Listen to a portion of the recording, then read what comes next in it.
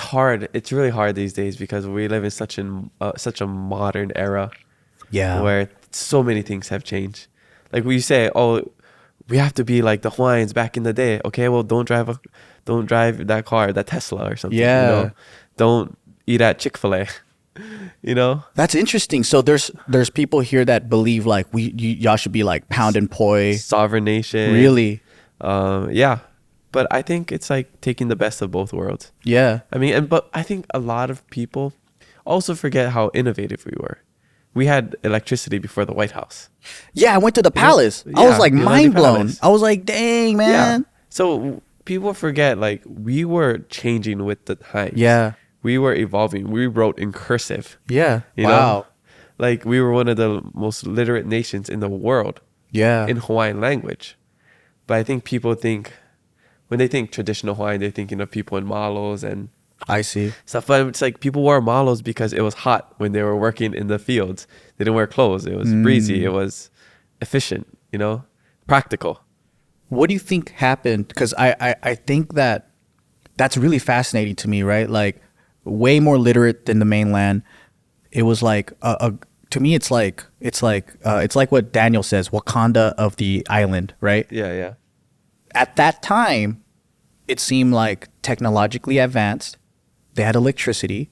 It seemed like they were integrating Western ideas. Because when I went to the palace, I was like, oh, these royals are like really blending what they learned from Europe and stuff and really trying to modernize. Yeah, even with their outfits. Right? Like So I the was like, monarchy.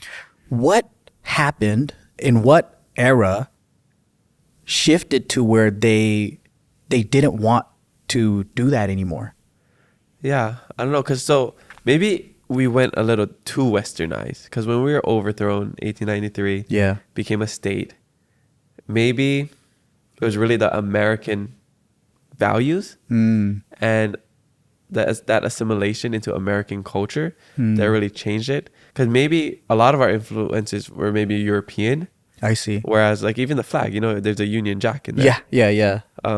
So maybe we kind of went away from European values to American values, and we got fat and lazy, Yeah.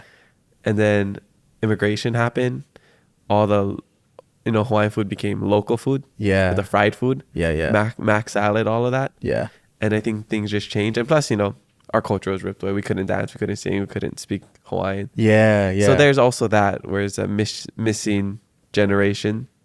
Oh, I can see that. I can see like people going, we need to bring it back. So then they learn like the old school historical techniques of maybe fishing and like a resurgence of culture. Yeah. Yeah. And I agree with that. I mean, I got to get more into that. I don't fish, I don't hunt, or I don't know how to, kill my own food. Yeah. But I know how to make connections and be around the people that do that. But it's interesting to think about, because it's like, should we go back to that time? Yeah. It's not possible.